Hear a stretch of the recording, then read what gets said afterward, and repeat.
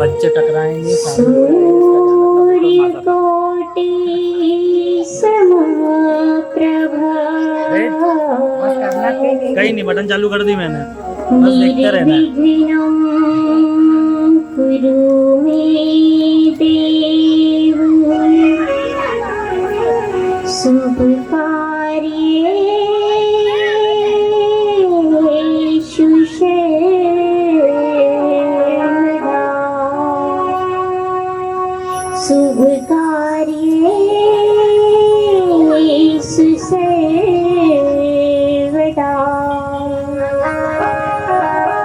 भवानि शङ्करो वन्दे श्रद्धा विश्वासरूपिणो याभ्यां विना न पश्यन्ति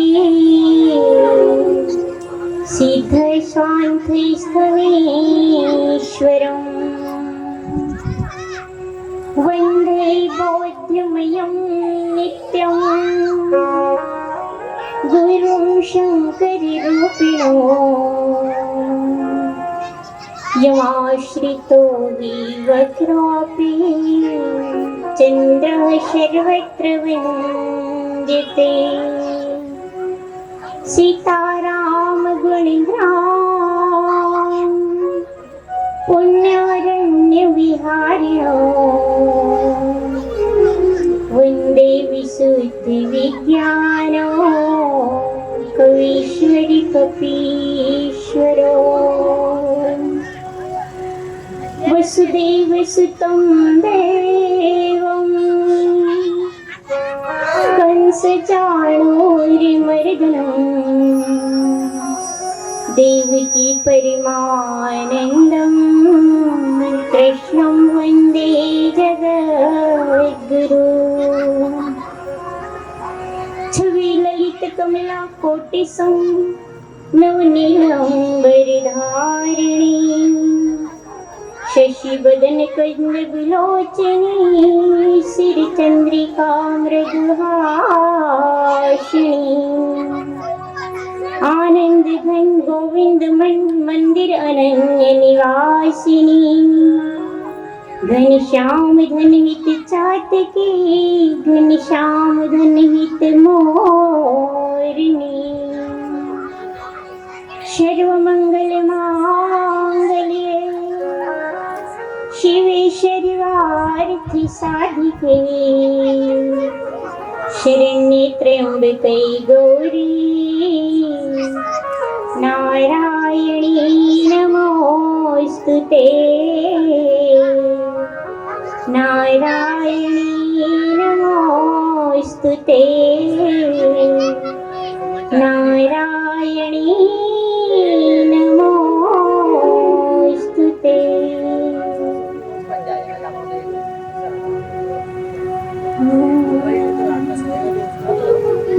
गजानना श्री गजानना नमो नमः श्री गजानना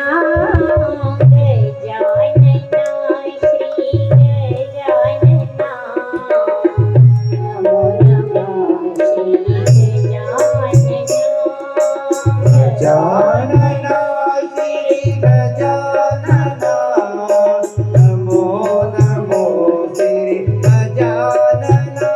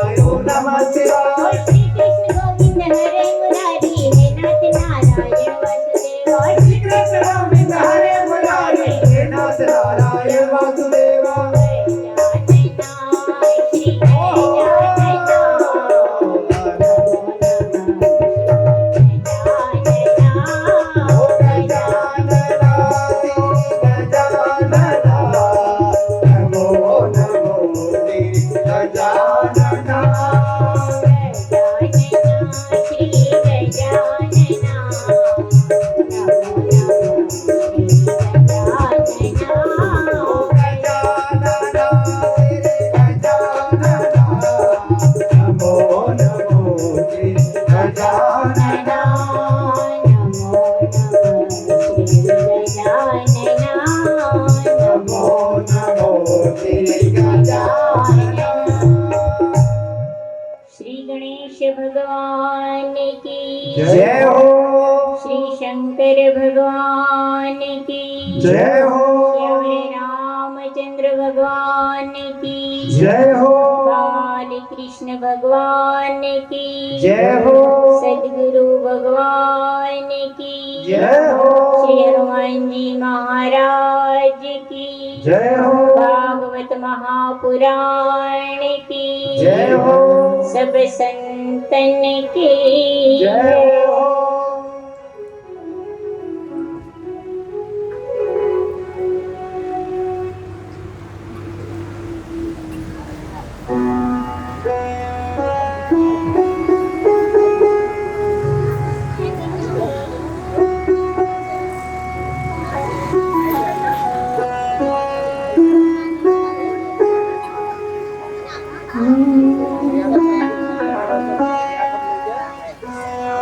जय जय राधा रमण हरि बोल जय जय राधा रमण हरि बोल जय जय राधा रमण हरि बोल जय जय राधा रमण हरि बोल जय राधा रमण हरि बोल जय जय राधा रमण हरि बोल जय जय राधा रमण हरि बोल जय जय राधा रमण हरि बोल जय राधा रमण हरि बोल जय जय राधा रमण हरि बोल हरि बोल हरि बोल हरि बोल हरि बोल हरि बोल हरि बोल हरि बोल हरि बोल हरि बोल हरि बोल हरि बोल जय जय राधा रमण हरि बोल जय हो जय जय राधा रमण हरि बोल जय जय राधा रमण हरि बोल जय जय राधा रमण हरि बोल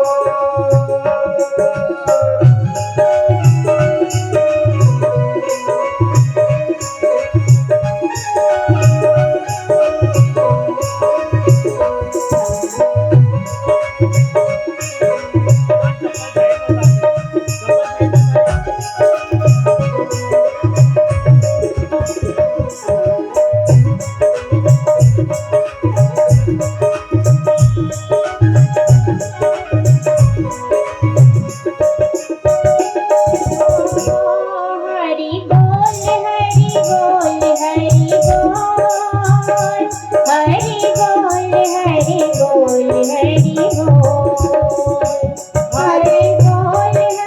बोल हरि बोल हरि बोल हरि बोल हरि बोल हरि बोल जय जय राधा ओहो जय राधा जय जय राधा रमण हरि बोल जय जय राधा रमण हरि बोल जय जय राधा रमण हरि बोल जय जय राधा रमण हरि बोल जय राधा रमण हरि बोल जय जय राधा रमण हरि आगे बजाते जय जय राधा रमण हरि बोल जय जय राधा रमण हरि बोल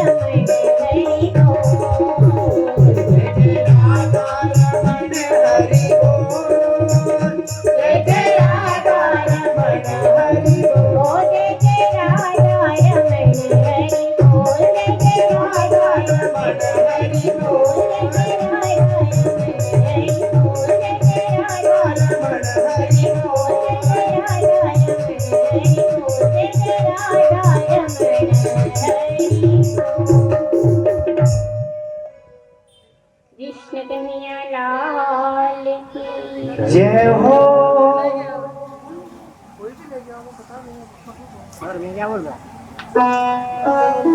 भगवान श्री रामचंद्र जी के श्री गोद में बैठ करके कथा का रसास्वादन कर रहे हैं। भगवान श्री रामचंद्र जी के चरणों को अनंत कोटि प्रणाम। श्री शंकर जी महाराज के श्री गोद में हम बैठ करके कथा श्रवण कर रहे, आशीर्वाद बनाते रखे, उनको कोटि कोटि बारंबार प्रणाम।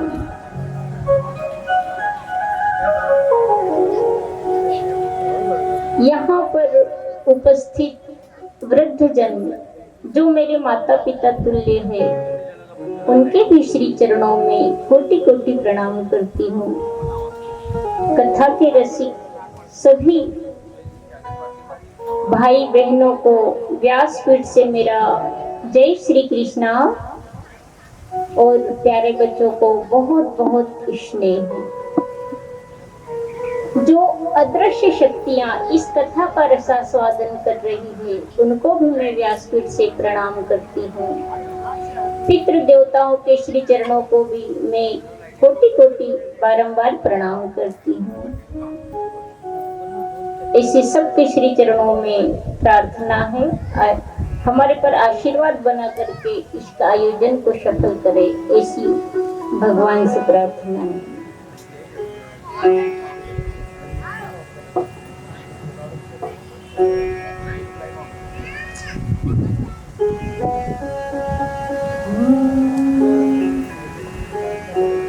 हर धन धर मन काम रुचि गतिन चहु निर्वाण। जन्म जन्म रति राम पद यह वरदान नाम। भगवान से प्रार्थना है कि हे परमात्मा, हे भगवान श्री श्याम सुंदर, जिस प्रकार से मनुष्य को आत्म कल्याण के लिए धन की आवश्यकता नहीं होती है, अर्थ धर्म में काम रुचि गति न चाहो निर्वाण। मैं अर्थ नहीं चाहती, मैं धन नहीं चाहती, काम नहीं चाहती, मोक्ष नहीं चाहती, शुभ गति भी नहीं चाहती, तो फिर क्या चाहते हैं? जो भगवान के अनन्य भक्त होते हैं, वो भगवान के श्री चरणों में निष्काम प्रेम भक्ति चाहते हैं, जिससे जीवात्मा का परम कल्याण होता है। इसी आज मैं कथा को के शुरुआत में ही अपनी बहुत प्रसन्नता व्यक्त करना चाहती हूँ, क्योंकि जब अभी अभी शोभा यात्रा, कलश यात्रा में अभी अभी हम गए, जो महेश्वरी साध परिवार ने जो सेवा दिखाई, मैं अभी अभी उड़ीसा भवानीपटना के कालाहांडी में कथा करके आ रही हूँ, श्री राम कथा। बहुत दूर दूर मैंने कथाएं की है, लेकिन ऐसी जो सेवा मैंने इस मेन गांव के जो यहाँ के भक्त जनों में देखी मैंने सेवा, वो मैंने कहीं सेवा नहीं देखी ऐसी। जो जिनका सिर्फ मैं बताऊं कि जिनका सिर्फ पूरे रास्ते में, पूरी कलश यात्रा में चरणों में ध्यान, श्री चरणों में ध्यान, और आशीर्वाद कहां से मिलता है बताइए? आशीर्वाद मिलता कहां से है? आप बहुत सारी व्यवस्था कर लेते, बहुत सारी सुविधा कर लेते, लेकिन चरणों में अगर श्रीमद् भागवत जी के चरणों में अगर आपका ध्यान नहीं गया, तो आपकी सेवा को उतना फल नहीं मिलता है जितना यहाँ के जो परिवार, यहाँ के जो सेवकों ने जो सेवा दिखाई है। मुझे बहुत प्रसन्नता है। एक बार उनके लिए जोरदार तालियां बजा दो भैया।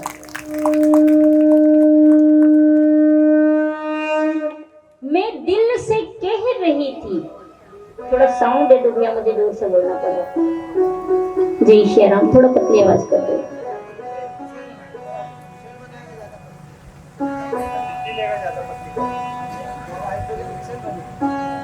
धीरे बोलोगे ना। बोलो श्री कृष्ण कन्हैया लाल की जय।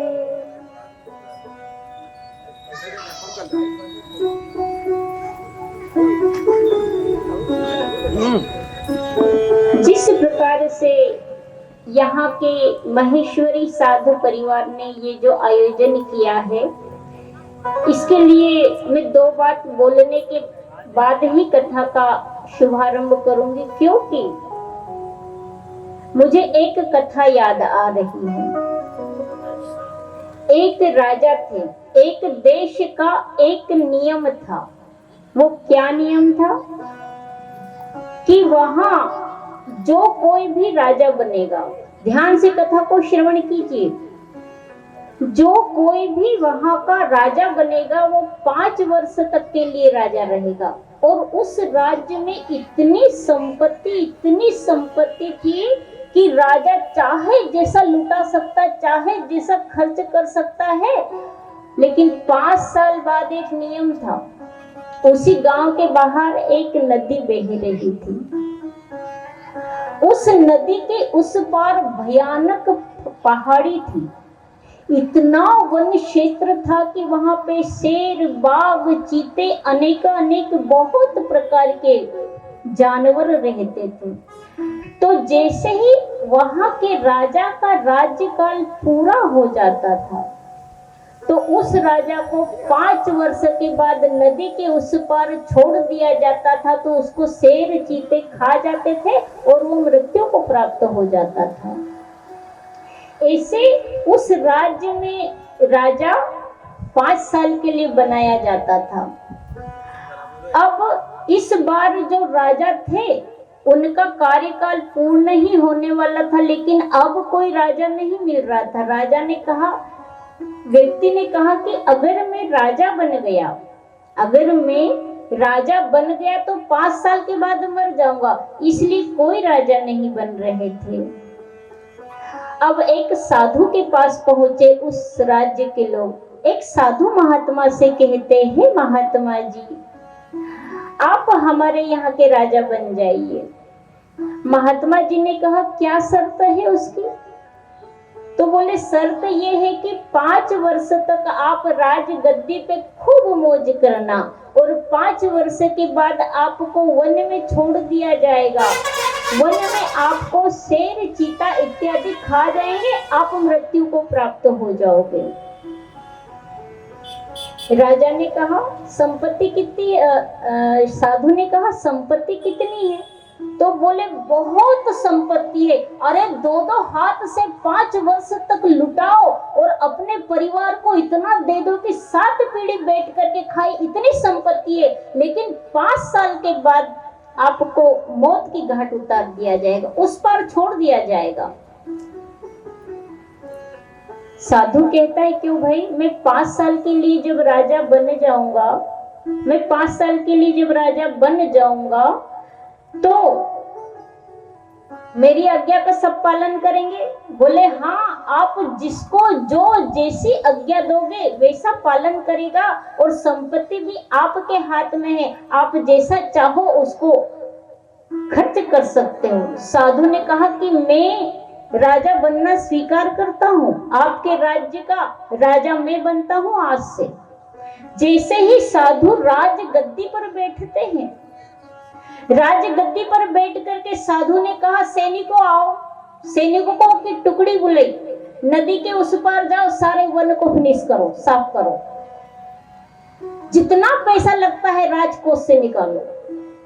राज्य कर रहे हैं महात्मा जी, राजगद्दी पे बैठे हैं, राज्य कर रहे हैं। सैनिकों को कहा, जाओ उस पार जा करके, टुकड़ियां जाओ उस पार जा करके सारे वन क्षेत्र को साफ करो। सैनिकों ने कहा, महाराज जो आज्ञा। गए और 1 साल में पूरे वन क्षेत्र को एकदम साफ कर दिया।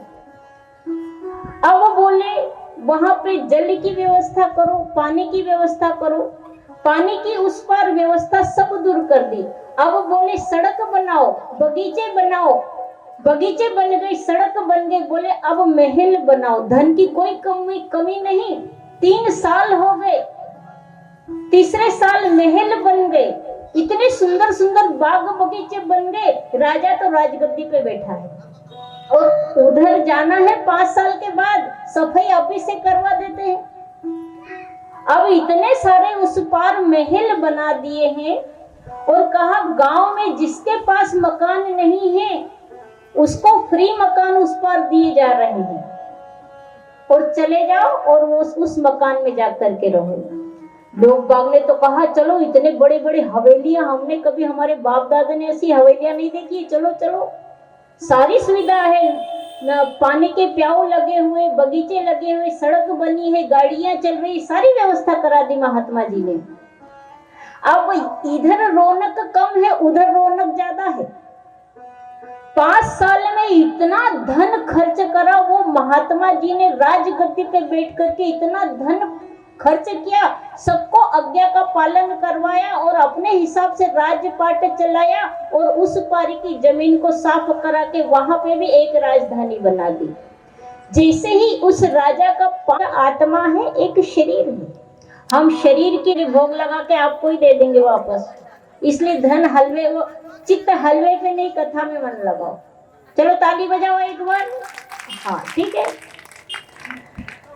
तो मैंने सोचा कि संसार में तो सब इस प्रकार का चल रहा है, माता पिता को कोई पूज नहीं रहा है और पूछ भी नहीं रहा है, और साधु संतों में इतना पाखंड देखा, तो अब मैं सोचा कि वृंदावन जाकर के राधे राधे करूं मैं। जैसे ही मैं वृंदावन में पहुंचा तो एक भयानक दृश्य मैंने देखा वृंदावन में। क्या दृश्य? अरे फिर ताली बजाओ भैया, उनको जाने दो। वृंदावन में मैंने एक दृश्य देखा, एक स्त्री सिर पीट पीट करके रो रही है और उसके आसपास 2 वृद्ध पड़े हुए हैं। नारद जी ने कहा देवी तुम कौन हो और सर पीट पीट करके तुम क्यों रो रही हो? उन्होंने कहा मैं भक्ति हूं और ये मेरे पुत्र ज्ञान और वैराग्य है। नारद जी कहते ओ माँ 20 साल की और बच्चे 80-80 साल के, क्या कलयुग का प्रभाव आ गया है। बेटे 80-80 साल के, एक 80 साल का बेटा इधर पड़ा, एक 80 साल का बेटा इधर पड़ा, और 20 साल की माँ सिर कूट कूट करके रो रही है कि मेरे बेटों की ये जर्जर इतनी वृद्धावस्था कैसे।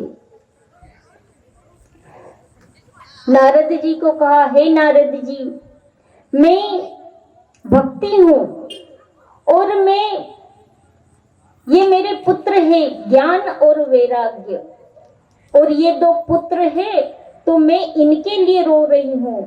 मैं द्रविड़ देश में पैदा हुई हूँ, महाराष्ट्र में मैं पली और कर्नाटक में मैं कुछ बड़ी हुई हूँ, लेकिन कहीं कहीं मैंने पाखंड देखा तो मैं अपने पुत्रों को लेकर के वृंदावन भागी। तो वृंदावन में मैं भक्ति, मैं तो जवान हो गई, लेकिन मेरे पुत्र ज्ञान और वैराग्य ये वृद्ध है, और अगर मेरे ज्ञान और वैराग्य वृंदावन में भी हष्ट पुष्ट और मस्त नहीं होंगे तो मैं भारत की भूमि को छोड़ करके कहीं और चली जाऊंगी। नारद जी कहते हैं भक्ति महारानी तुम ऐसा मत करना, तुम यहाँ की भूमि को छोड़ करके कहीं मत जाना, मैं तुम्हें वचन देता हूँ कि मैं तुम्हारे पुत्रों को एकदम अच्छा कर दूंगा। नारद जी ने वेद पढ़ाए, वेद सुनाए, शास्त्र सुनाए, पुराण सुनाए, सब सुनाए नारद जी ने ज्ञान वैराग्य और भक्ति को, लेकिन कोई असर नहीं हुआ, कुछ भी असर नहीं हुआ। और इतना सब श्रवण करवाने के बाद ज्ञान और वैराग्य थोड़े से मूर्छित अवस्था दूर होती, थोड़े से खड़े होते हैं, थोड़ा देखते हैं वापस भड़ाम से गिर जाते हैं। इतने में नारद जी तो परास्त हो गए कि इतने सारे वेद शास्त्र पुराण मैंने सुनाए, लेकिन भक्ति पे इन पे कोई असर नहीं हुआ, मैं तो असफल हुआ। तब आकाशवाणी कहती, नारद जी तुम सफल हुए हो। नारद जी कहते, कैसे सफल हुए? बोले, इनकी इतने समय की मूर्छा थोड़ी तो भंग हुई, अब तुम सफल हुए हो। अब इनको ज्ञान और वैराग्य को हष्ट पुष्ट करने के लिए आप एक काम कीजिए, उद्योग कीजिए। नारद जी बोले, मैं क्या उद्योग करूं? बोले, आप संत महात्माओं के पास जाकर के पूछिए कि सत्कर्म क्या है। उस सत्कर्म को करने से ज्ञान भक्ति वैराग्य जवान हो जाएंगे। तो आप संतों से पूछिए। नारद जी कहते हैं, सनकादि ऋषियों में इतने महात्माओं के पास गया और मैं वहां पे जाकर के पूछ रहा हूं कि सत्कर्म क्या है। महात्मा उनको आए तो बोले, महात्मा जी क्या कहते, अभी हमारा मौन व्रत चल रहा है, मौन व्रत टूटेगा तब सब बात का समाधान कर दिया जाएगा। दूसरे महात्मा जी के पास जाते हैं कि महात्मा जी सत्कर्म क्या है, सत्कर्म की परिभाषा बताइए, हम सत्कर्म करना चाहते हैं। तो दूसरे महात्मा जी कहते हैं कि देखो नारद जी, भक्त शिरोमणि तो आप हो, जब आपको नहीं पता तो हमारे जैसे साधुओं को क्या पता। किसी ने भी नहीं बताया कि सत्कर्म क्या है, किस सत्कर्म से ज्ञान हष्ट पुष्ट होता है, वैराग्य हष्ट पुष्ट होता है। साधु महात्मा भी इस बात को नहीं बता सके। अब नारद जी बोले, मैंने सोचा कि अब मैं कहीं किसी से कुछ नहीं पूछूंगा, मैं बद्री विशाल में जाके स्वयं भगवान नर नारायण से ही पूछूंगा कि सत्कर्म क्या है, जिससे मैंने वचन भक्ति को दिया है कि ज्ञान और वैराग्य को मैं हष्ट पुष्ट कर दूंगा, स्वस्थ कर दूंगा। तो मुझे नर और नारायण तो नहीं मिले, सनकादि आप 4 ऋषि जरूर मिल गए। सनकादि क्यों कहते सनकादि? ये 4 महात्मा हैं और सनकादि महात्माओं का एक मेन पावर है, मेन शक्ति है कि ये हमेशा 4 और 5 साल की उम्र के ही बने रहते, इससे बड़े नहीं बनते हैं, इससे बड़े उम्र नहीं होते। सनत कुमार, सनंदन और सनातन, ये 4 संत है, इनको सनकादि कहते हैं।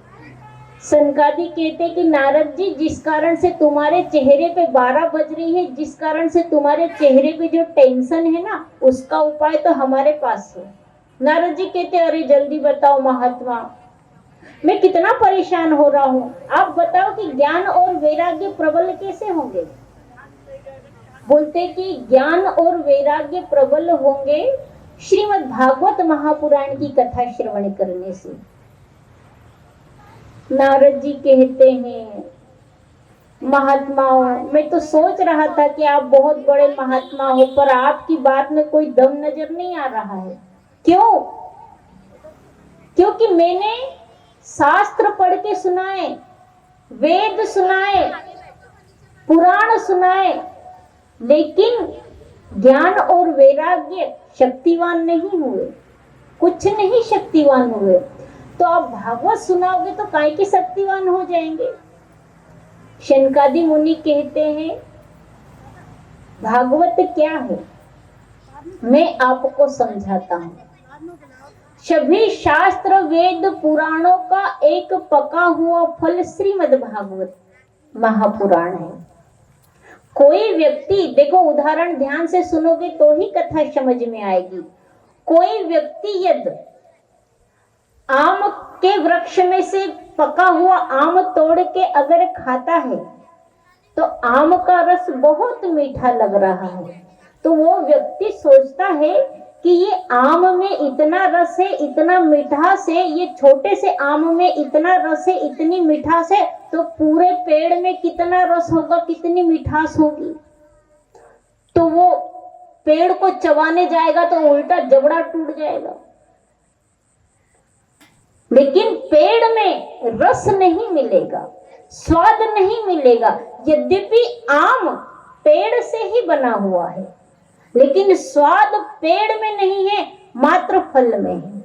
ऐसे ही शास्त्र पुराण वेद कितना भी आप श्रवण कर लो, अगर श्रीमद् भागवत महापुराण की कथा श्रवण नहीं की तो वो आम के झाड़ को चबाया करो, जबड़ा टूट जाएगा, कोई मिलने वाला नहीं है रस, कोई रस मिलने वाला नहीं है आपको। तो और एक उदाहरण में और दूं, जैसे दूध से घी बनता है, तो घी का बाप दूध हुआ, कौन हुआ? घी का बाप दूध हुआ, दूध से घी बनता है। अब अगर आप दिया जलाओगे तो उसमें घी डालोगे, और अब दिए में घी खत्म हो गया तो आप दूध डाल दो तो क्या दिया जलेगा? उसमें दूध डाल दो तो, क्योंकि दूध से ही घी निकला है, पर अब वो दिया जो घी काम करेगा वो दूध नहीं कर सकता। ऐसे ही दूध से घी बना है पर घी का काम दूध नहीं कर सकता। ऐसे ही शास्त्र पुराण वेदों से श्रीमद् भागवत महापुराण की व्याख्या हुई है, लेकिन जो काम श्रीमद् भागवत महापुराण कर सकती है वो वेद शास्त्र नहीं कर सकते हैं। आपका आत्म कल्याण भागवत महापुराण कर सकती है। नारद जी के दिमाग में ये बात तो बैठ गई। नारद जी कहते अब मुझे समझ में आ गई सनकादियों आपकी बात, क्योंकि आपके जैसे महात्मा को प्राप्त किए बिना कोई शास्त्रों को समझ ही नहीं सकता, कितना भी पढ़ ले, क्योंकि गुरु बिन भवनिधि तरही न कोई, जो विरंची शंकर सम होई। आपके जैसे महात्मा संत लोग समझा करके अर्थ बताते हैं कि किस चीज से आपका जल्दी और परम कल्याण हो सकता है।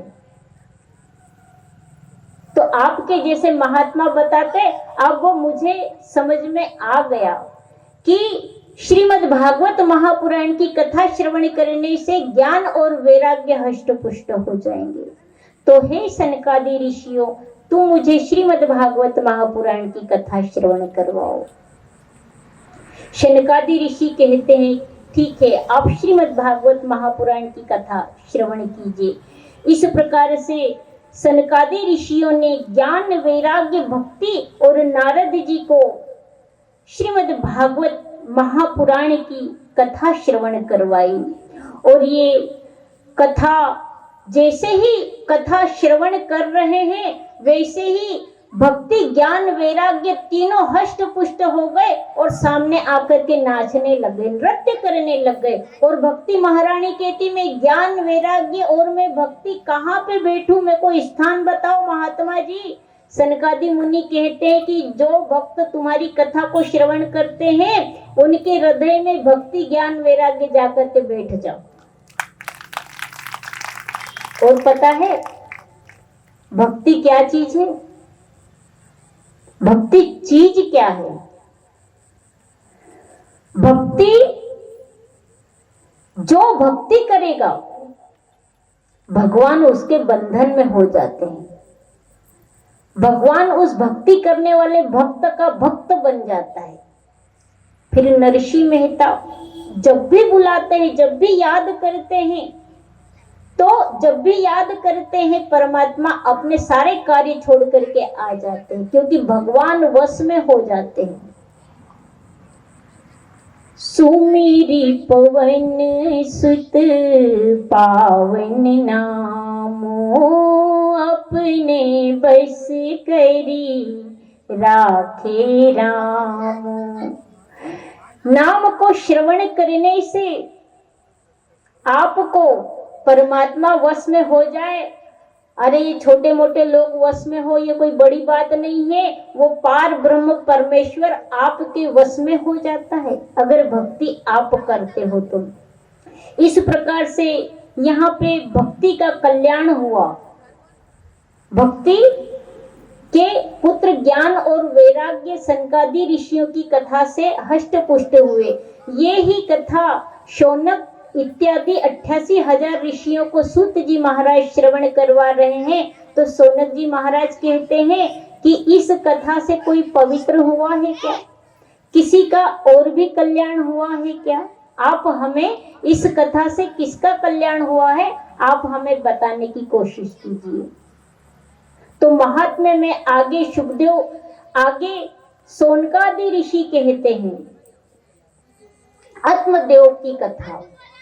तो 2 मिनट हरि नाम का संकीर्तन, तत्पश्चात हम महात्म्य में आत्मदेव की कथा में प्रवेश करेंगे।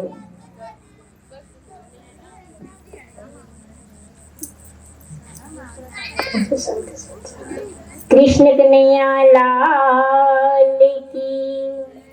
देखो संगीत वाले भाइयों की कुछ मजबूरी थी, बेचारे गए, तो मेरा साथ आपको देना पड़ेगा। एक बार मैं गाऊंगी, एक बार, अरे बोलो तो सही, डरो मत। ओम नमो भगवते वासुदेवाय। जय हो। ओम नमो भगवते वासुदेवाय। हाय वासुदेवाय कृष्ण वासुदेवाय वासुदेव।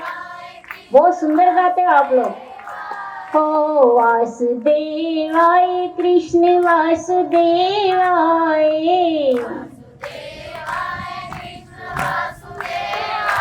ओम नमो भगवते वासुदेवाय।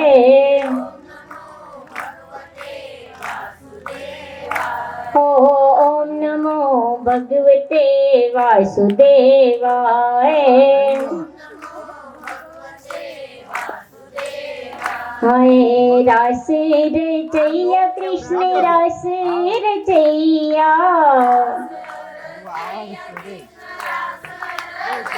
तो ओम नमो भगवते वासुदेवाय।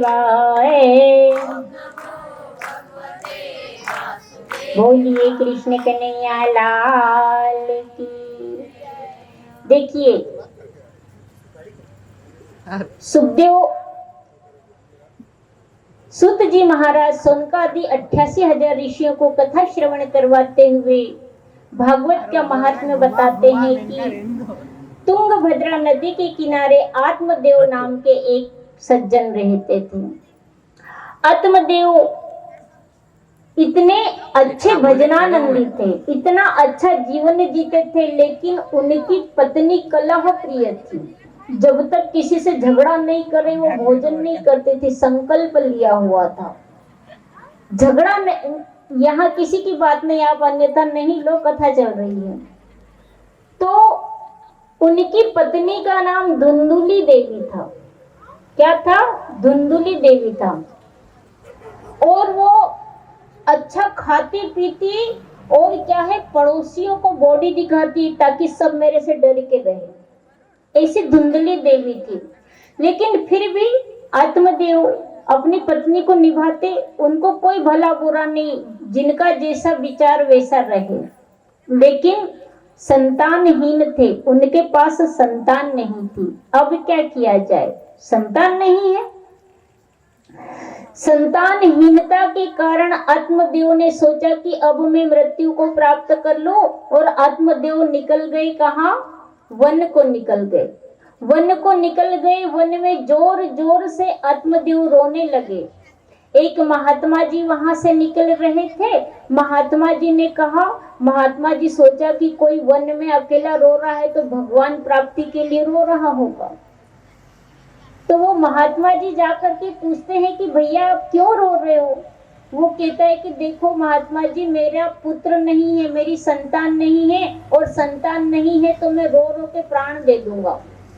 बाबा बोलते अरे राम राम राम, ये संतान आपको सुख देगी? कोई जरूरी नहीं है कि आपको सुख की प्राप्ति संतान से होगी। अरे भगवान का भजन करो, नी संतान दी तो और अच्छी बात है, भगवान का भजन करो जैसे मैं भजन करता हूँ। आत्मदेव ब्राह्मण कहते हैं कि ये बाबा लोग छोटे छोटे बच्चे गोद में खेलते तो कितना अच्छा लगता है। ये बाबा क्या जाने, मेरे को बोलता है कि बाबा बन जा, मुझे तो औलाद चाहिए, मुझे औलाद दो। बाबा बोलते अरे आत्म कल्याण कर ले, मेरी सुन ले, मनुष्य जीवन बड़ा अनमोल है, भगवान का भजन कर ले, सब झंझट छोड़, नहीं पुत्र है तो।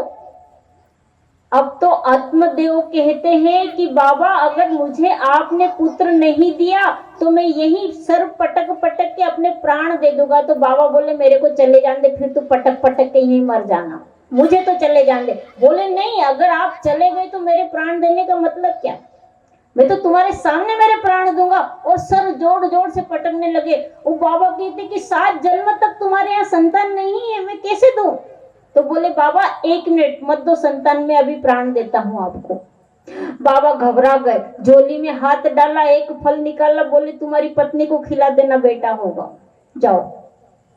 बाबा प्रसन्न हो गए। बाबा ने एक फल झोली में से दिया, आत्मदेव को कहा और उनको कुछ नियम बता देना, एक समय भोजन खाए, धरती पे सोए, झूठ नहीं बोले, झगड़े नहीं करे, नियम बता दिया, इस प्रकार से रहे और जाओ तुम्हारी पत्नी को ये फल खिला देना, तुम्हारा बेटा होगा। बाबा चले गए।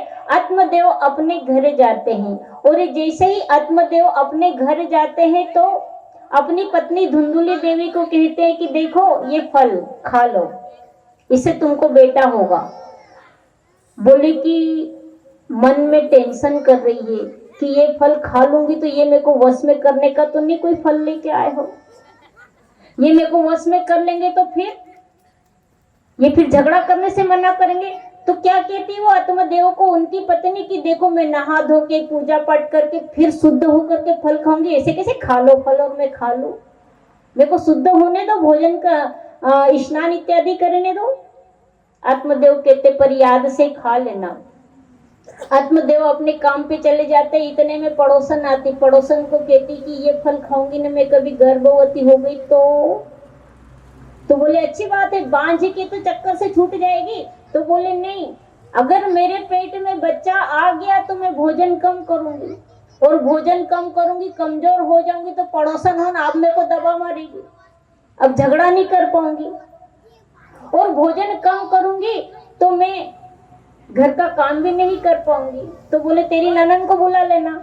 अरे उस चोटी की बात मत करना, वो 2 रोज आ जाएगी तो मेरे घर का सामान चुरा लेगी, मेरी ननन को तो मैं बुलाऊं ही नहीं, उसको मैं नहीं बुलाऊंगी।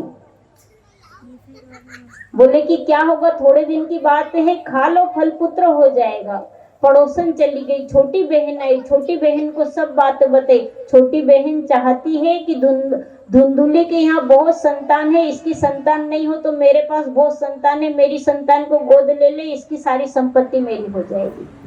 तो कहती फल खाने से भी कोई बेटा होता है, तेरी मती मारी गई, ये गाय को दे दे, अगर बेटा होना है तो गाय को हो जाएगा, और मेरे को संतान होने वाली मैं अपनी संतान तुझे दे दूंगी।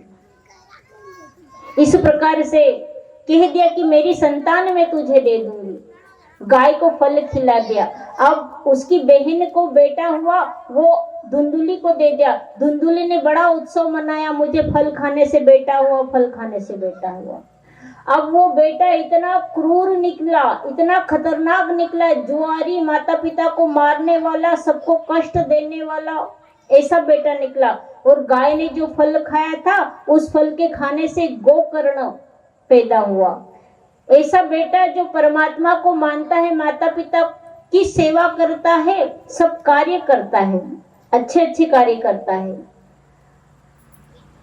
अब धुंधुली ने अपने बेटे का नाम धुंधुकारी रखा, और गाय के बेटे का, गाय को जो बच्चा पैदा हुआ मनुष्य जैसा था, उसके कान गाय के समान थे, इसलिए उसका नाम गोकर्ण रखा गया। गोकर्ण को भगवान की भक्ति में लगा और माता पिता की सेवा करके माता पिता को सुख देता, और धुंधुकारी माता पिता को दुख देता और घर का सामान बेच देता है और दुख दे रहा है। आत्मदेव ने कहा, मुझे महात्मा जी ने सत्य कहा था कि परमात्मा की प्राप्ति कर लो, पुत्र प्राप्ति में कोई सुख नहीं है। अब तो मैं आत्महत्या करूंगा। जब गोकर्ण जी ने कहा कि तुम आत्महत्या मत करो, भगवान का भजन जाकर के करो और आत्म कल्याण करो, तो आत्मदेव तो भगवान का भजन करने वन क्षेत्र में चला गया। इधर धुंधुकारी अपनी माँ को बहुत मारता है, माँ कुएं में जाकर के मर जाती है। गोकर्ण कहता मैं तीर्थ यात्रा जा रहा हूँ। अब धुंधुकारी अकेला रह गया। पूरे महल में, पूरे घर में 5 वेश्याओं को ला करके रख दी। देखो श्रीमद् भागवत महापुराण की कथा, इनका उद्धार श्री भागवत महापुराण कैसी करेगी। कितना अत्याचारी, कितना अन्यायी है धुंधुकारी, कितने अच्छे बाप का कितना बुरा बेटा है, और कैसा कल्याण होगा इनका जब ये धुंधुकारी 5 वेश्याओं को घर रख रहा है। वेश्या धन मांगती, अब घर का धन पूरा बेच करके वेश्याओं को दे दिया। अब चोरी करके लाता है। एक दिन राजा के घर से स्वर्ण इत्यादि चोरी करके खूब सारा धन लेके आए। 5 वेश्याओं ने कहा वो तो राजा है, एक ने एक दिन पकड़ लेगा, इसके साथ अपन भी पिसाएंगे। ऐसा करते हैं कि इसको यही दबोच करके मार डालते हैं और आपस में 5 जन अपन धन बांट करके यहाँ से निकल जाते हैं। रात में धुंधुकारी का गला दबा दिया, जलती हुई आग उसके मुंह में डाल दिया और उसी घर में गड्ढा खोद करके धुंधुकारी को वहां गाड़ दिया और 5 वेश्याएं धन बांट करके निकल गई, अपना चली गई। उधर गोकर्ण जी को पता चला कि मेरे भाई की दुर्गति हुई, गया जी में श्राद्ध किया और वापस अपने गांव आया, अपने घर आया। रात में सोया तो एक भूत, एक प्रेत दिख रहा। कभी भेड़िया बन जाता है, कभी शेर बन जाता है, कभी इंद्र बन जाता है, आदि आदि रूप बना रहा है। उनको पूछते हैं गोकर्ण जी तुम कौन हो? बोल नहीं पाता। जल में मंत्र लेकर के, हाथ में जल लेकर के, जो मंत्र के साथ जल छीटा तो उसकी वाणी हुई। उन्होंने बोला मैं तुम्हारा छोटा भाई धुंधुकारी हूं और मेरी ये हाल हो गए, मुझे वेश्याओं ने जान से मार डाला है, मेरा आत्म कल्याण कीजिए। बोले अभी तुम जाओ, मैं तुम्हारी आत्म कल्याण का व्यवस्था करता हूं। गोकर्ण इतने तपस्वी है, उन्होंने सूर्य नारायण देव को पूछा कि मैं कौन सा ऐसा कार्य करूं जिसके करने से मेरे भाई प्रेत योनि से मुक्त हो जाए, प्रेत की योनि छोड़ दे, क्योंकि प्रेत की योनि में इतना कष्ट है, इतना तड़पन है जो सहन नहीं होती है। अब क्या करना चाहिए? सूर्य नारायण देवता कहते हैं कि भागवत सप्ताह का आयोजन कराओ और उसी में एक 7 गांठ वाली एक बांस को रखो। प्रत्येक दिन एक एक बांस की गांठ खुलती जाएगी और आपके भैया का उद्धार हो जाएगा और वो स्वयं नर से नारायण की प्रगति कर लेगा। तो आप श्रीमद् भागवत महापुराण कथा सप्ताह सुनाइए। गोकर्ण जी कहते मैं वक्ता कहां से लेके आऊं, मैं खुद ही कथा कर लूं, क्योंकि सत्कर्म तो मैं करता ही हूं, मैं ही भगवान की कथा सुना सकता हूं। तो गोकर्ण जी ने भागवत सप्ताह का आयोजन रखा, 7 दिन तक कथा श्रवण करवाई। तो धुंधुकारी ने उस बांस में बैठ करके कथा सुनी, एक दिन करके 7 दिन में 7 गांठ जैसे ही छूटी वैसे ही उस बांस में से एक दिव्य शरीर, चतुर्भुज एक शरीर प्रकट हुआ दिव्य, और वो व्यासपीठ को प्रणाम करता हुआ कह रहा है कि मैं अब मेरा आत्म कल्याण हो गया, मैं वैकुंठ धाम को, परमात्मा के धाम को जा रहा हूँ। एक दिव्य विमान आया और उस प्रेत को दिव्य शरीर मिला और भगवान के वैकुंठ धाम में गया। अब मुझे बताइए, वो जब वैकुंठ धाम में गया, वो एक प्रेत से, एक भूत से चतुर्भुज कैसे बन गया? क्या ये संभव है? क्या ऐसा हो सकता है कि कोई भूत भी भगवान बन जाए? चतुर्भुज मतलब श्रीमद् भागवत जी में स्पष्ट बात लिखी कि चतुर्भुज बना, वो दिव्य शरीर धारण किया और भगवान का पार्षदों का दिव्य विमान आया, उस पर बैठ करके वैकुंठ धाम को गया।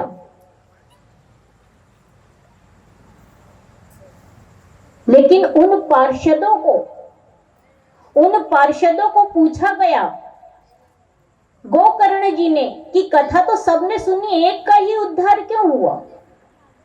पार्षद कहते हैं कोई मोबाइल चला रहा था, तो कोई का दिमाग घर में था कि दूध रख के आ गया हूं, कहीं बहू पी नहीं जाए, सासू यहाँ बेटी ने, बहू घर में है ना, दूध वहीं खुला ही छोड़ के आ गई। कथा ध्यान नहीं, आप लोगों की नहीं बात है, कथा किसी ने नहीं ध्यान से नहीं श्रवण किया, उसका मनन चिंतन नहीं किया, शरीर से कथा में बैठे हैं और मन कहीं भटक रहा हो और सोचो कि हम नर से नारायण बन जाए, कैसे संभव है भैया।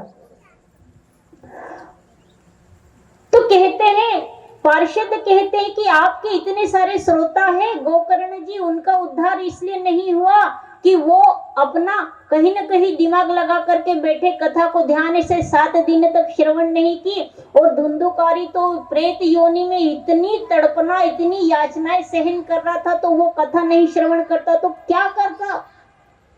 वो तो तन मन से कथा में लगा हुआ था कि मेरा कल्याण हो, और वो प्रेत से नारायण बन गया। बताओ, प्रेत से ईश्वरीय रूप को प्राप्त कर लिया। क्या ये संभव है?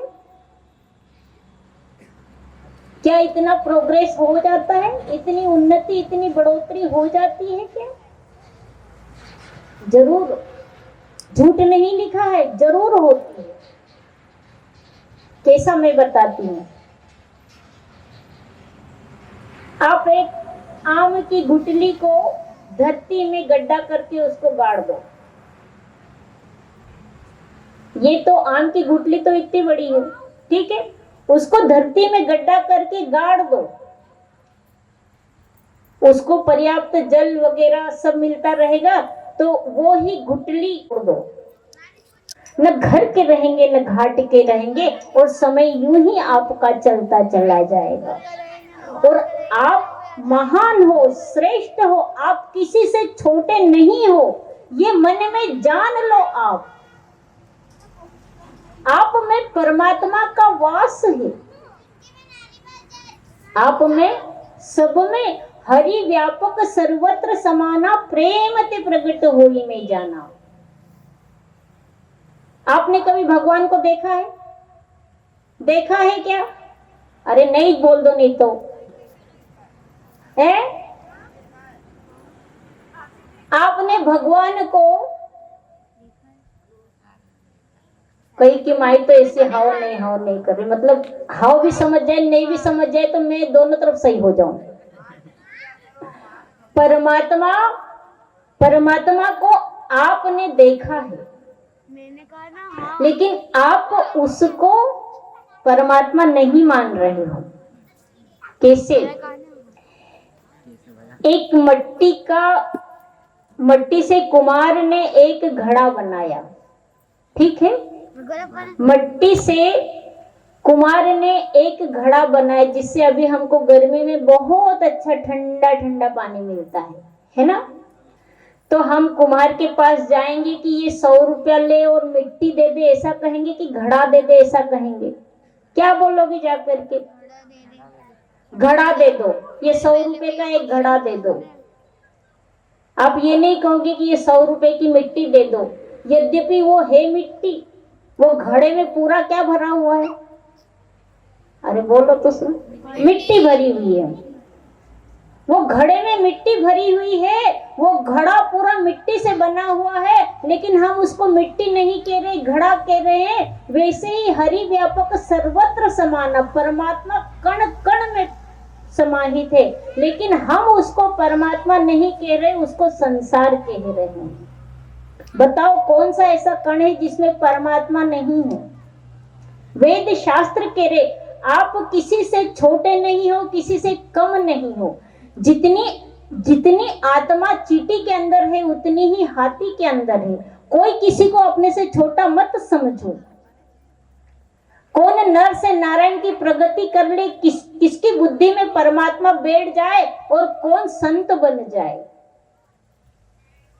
इसीलिए लोग बाग बड़े शुद्धता वापरते हैं।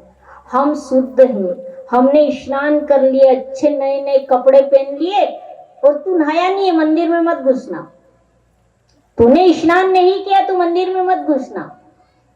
मेरे को ये बताओ, कपड़ों को आपने धोया तो क्या निकाला? थोड़ी बहुत मिट्टी। लेकिन आपके शरीर में ताजा खून मांस हड्डी भरी हुई है, वो सब पूरा का पूरा मंदिर में ले जा रहे, थोड़ा सा भी नहीं बाहर छोड़ के जा रहे हो। काहे की साफ सफाई करी? काहे की साफ सफाई करी है आप लोगों ने? बताइए, इतना खून मांस हड्डियां शरीर में भरी हुई है और इसको सबको आप ले जा रहे हो मंदिर के अंदर और मान रहे हम शुद्ध है। अरे तुम्हारी आत्मा चिल्ला रही है कि ऐसी गंदी कोठरी में से मुझे निकालो यहाँ से, मैं परेशान हो रही हूँ, लेकिन आप बहरे बन गए हो, आत्मा की आवाज नहीं सुनाई दे रही है आपको। आप भगवान का भजन करके सत्कर्म करके अपनी आत्मा का कल्याण करो और इस गंदी थैली से उसको बाहर निकालो, उसको मुक्त करो, जन्म मरण के भाव से उसको मुक्त करो। भैया आप शुद्ध नहीं हो, ये बात को दिमाग में उतार लो। आप शुद्ध तभी होगे जब आप तन मन धन से भगवान का भजन करोगे। फिर तो रैदास जी चमड़े उनको बनाते हुए और उसी कठोस्ते का जल दे देते थे तो काम बन जाते थे। काहे की शुद्धि? शुद्धि आपके भजन की शुद्धि होना चाहिए। तन में तो इतना गंदगी भरी है कि कभी किसी का शरीर थोड़ा सा खुला हुआ चीड़ फाड़ करी हुई है तो आप खाना नहीं खा सकते हो उसको देख करके। और थोड़ी सी मिट्टी अगर कपड़ों में लग गई, शरीर में लग गई, उसको जरा धो लिया, शुद्ध हो गए, मंदिर में जाके पूजा कर रहे हो। दूसरे कहते कि तू आना मत मंदिर में, तूने नहाया नहीं, तूने वो जो इतनी सी मिट्टी लगी है ना तेरे शरीर में उसको निकाला नहीं है। आत्मा को शुद्ध करो, पवित्र करो। इस प्रकार से गोकर्ण जी ने दूसरी बार कथा का आयोजन किया। दूसरी बार भी गोकर्ण जी ने कथा कही और सबने इतनी ध्यान से, हमारा समय हो चुका है आज का, कल हमारी कथा जल्दी भी शुरू होगी, एकदम से कोई अच्छे प्रसंग भी नहीं बन पड़ते हैं। कल कथा में अच्छा आनंद आएगा। आप सब आड़ोसी पड़ोसी धड़ोसी सबको लेकर के आइएगा, ठीक है ना? ऐसे नहीं कि अकेले अकेले आ गए तो फिर तो आपसे अच्छा कौवा कितना भी भूखा हो, रोटी डालो, कहाँ हो कहाँ हो कहाँ हो, सबको बुलाएगा, भले लड़ झगड़ के खाएंगे पर सब खाएंगे। और आप लोग अकेले अकेले आके अपना ही कल्याण करोगे तो तुम्हारे से तो अच्छा कौवा। आपकी बात नहीं कर रही हूँ, पर आड़ोसी पड़ोसी धड़ोसी को लेके आना, सबको लेके आना, उनका परसेंट भी आपको मिलेगा। ये श्रीमद् भागवत महापुराण की कथा है। आत्मदेव ने दूसरी बार कथा का आयोजन किया। अब जितने श्रोता बैठे थे सब ने देखा कि एक भूत इतनी प्रगति कर गया है, भगवान के वैकुंठ धाम को एक प्रेत ने श्रीमद् भागवत कथा श्रवण करके प्राप्त कर लिया है, तो हम भी प्राप्त करेंगे। अब मेरे को बताओ, स्वर्ग कौन कौन जाना चाहता? जरा ऊंचा हाथ करो तो।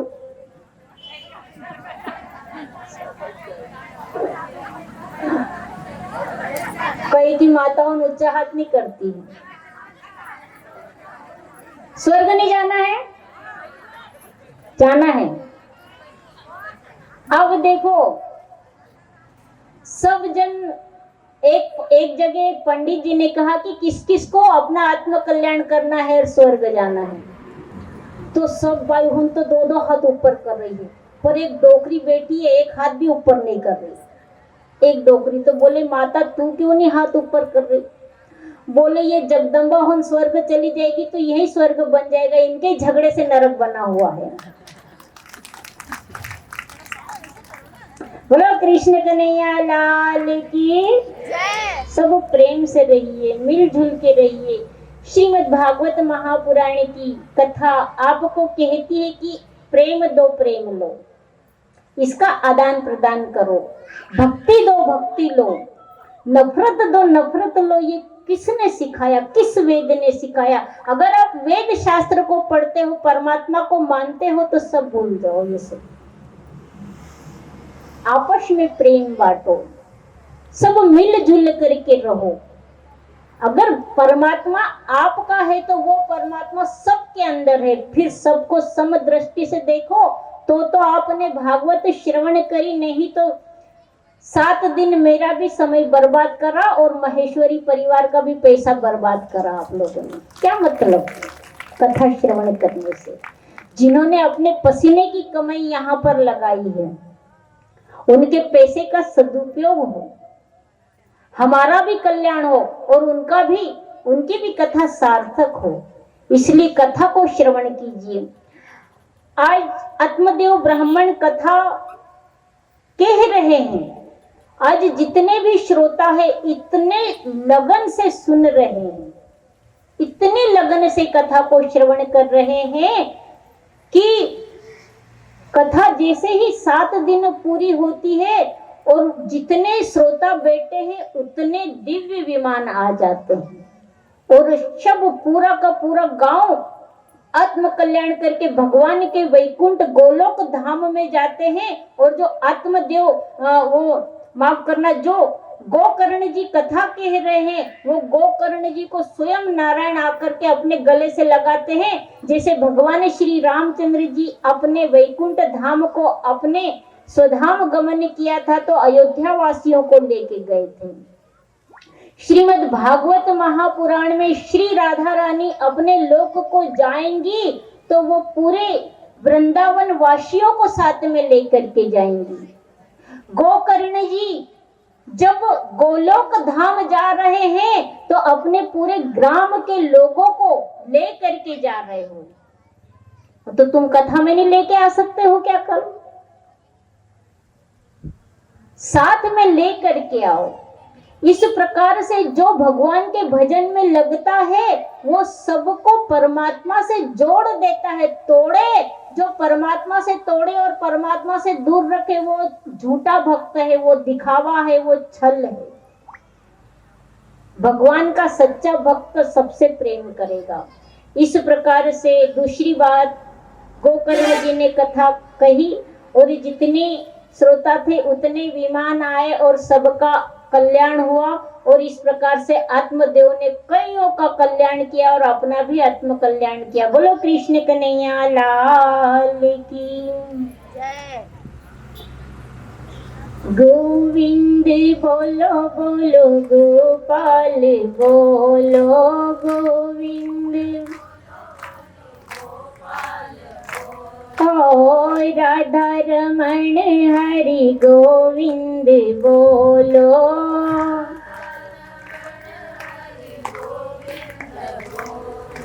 गोविंद बोलो गोपाल बोलो गोविंद ओ राधा रमण हरि गोविंद बोलो। बोलो गोविंद बोलो बोलो गोपाल बोलो गोविंद। आरती वाले खड़े हो।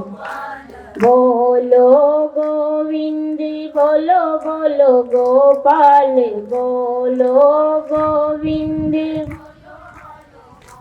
बोलिए कृष्ण कन्हैया लाल की। सब आरती के लिए खड़े हो जाएंगे। आज की कथा और कल सब 6 बजे आ जाएंगे। 6 बजे से कथा शुरू हो जाएगी।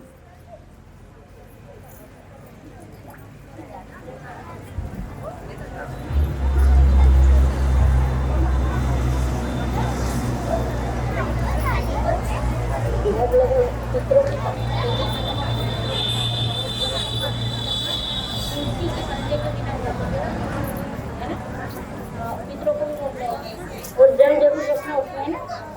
और घंटी है क्या? घंटी बजा दो।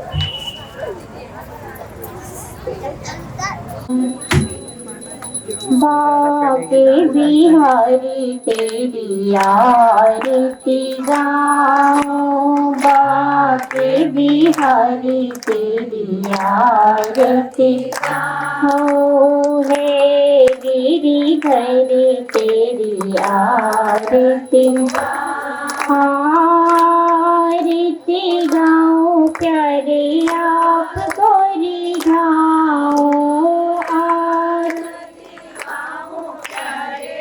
आप गोरी गाऊं, हे गिरिधर तेरी आरती गाऊं, हे गिरिधर तेरी आरती गाऊं। आओ मोर मुकुट तेरे शीश पे सोहे, मोर मुकुट तेरे शीश पे सोहे, प्यारी बंसी मेरो मन मोहे, प्यारी बंसी मेरो मन मोहे, देख छवि बलिहारी में जाऊं, देख छवि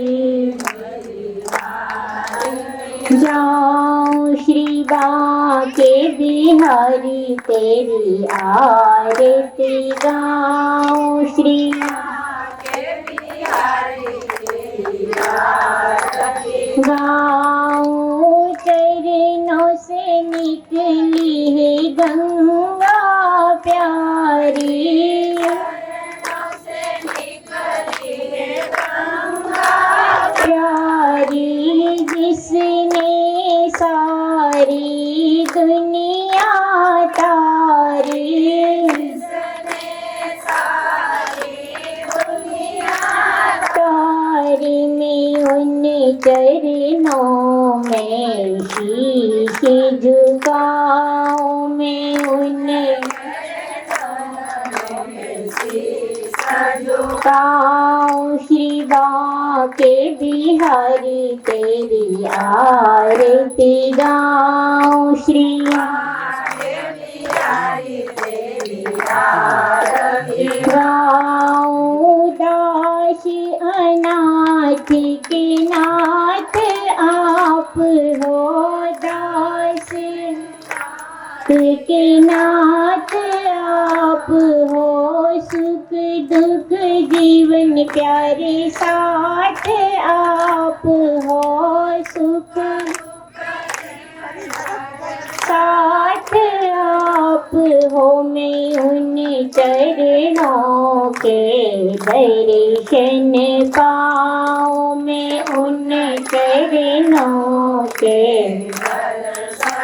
पाऊं, श्री बांके बिहारी तेरी आरती गाऊं, श्री बांके बिहारी तेरी आरती गाऊं, कपूर गौरम करुणावतारम संसार सारम बुद्धिगेन्द्रहारम सदा वसंतम हृदयारविन्दे भवं भवानी सहितं नमामि, मन्दारमाला पुलकालिकाय कपालमाला कितशेखराय, दिव्यंबराय च दिव्यंबराय, नमः शिवाय च नमः शिवाय, त्वमेव माता च पिता